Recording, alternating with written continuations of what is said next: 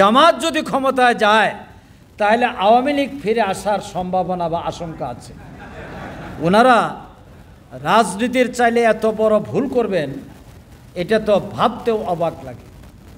যে আওয়ামী লীগ প্রস্তাব দিয়ে আল্লামা সাঈদীকে ৪৮ দিন রিমান্ডে নিয়ে তার অবস্থান থেকে টলাতে পারল না, যে আওয়ামী লীগ আব্দুল কাদের মোল্লার ফাঁসি কার্যকর করার আগে তার পরিবারের সাথে জামাত নেতৃবৃন্দের কাছে বিভিন্নভাবে প্রস্তাব পাঠিয়ে বলেছিল শুধুমাত্র আপনারা আরেকটি দলের সাথে ঐক্যবদ্ধভাবে যায়েন না তাহলে আপনাদের ফাঁসি হবে না, আপনারা কারাগার থেকে সে মুক্তি লাভ করবেন।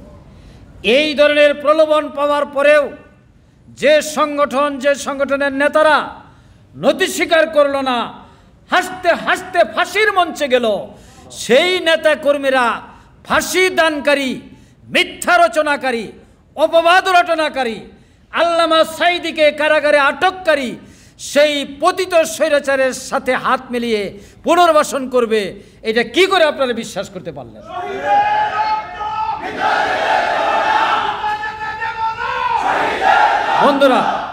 বন্ধুরা আমার, সুতরাং এটা জামাত এটা করবে না, বরং আপনারাই এই কাজটা করবেন।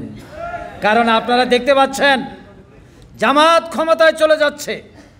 জামাতকে যদি ঠেকাতে হয় তাহলে আরেকটি শক্তি আপনাদের সাথে দরকার, সেটা হলো স্বৈরাচার, পতিত স্বৈরাচার।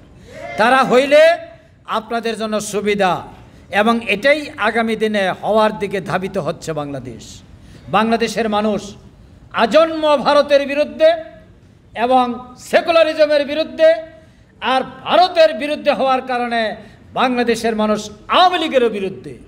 সুতরাং আগামী দিনের সকল ফল in favour of Jamaat Islami, in favour of Islamic movement and Islamic শক্তির পক্ষে থাকবে ইনশাআল্লাহ।